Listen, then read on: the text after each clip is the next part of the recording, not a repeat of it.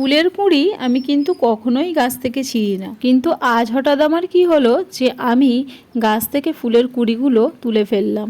গাছ যখন আছে আর গাছে যখন ফুলও রয়েছে, তখন ভাবলাম এটা দিয়ে কিছু একটা বানানো যাক, কিন্তু কি বানাবো সেটাই চলো আজকে দেখা যাক।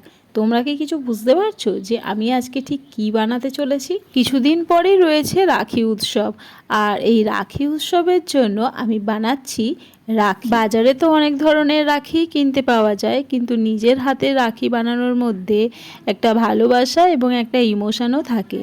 সেই জন্য আজকে একটু চেষ্টা করছি জাস্ট রাখি বানানোর জন্য। নিজের হাতে লাগানো গাছ আর সেই গাছ থেকে ফুলের কুঁড়ি কালেক্ট করে নিয়ে আমি এখন এই রাখিটা বানাচ্ছি। এবছরে আমি ভেবেছি যে রাখিতে এরকম কিছু আমি রাখি বানাবো।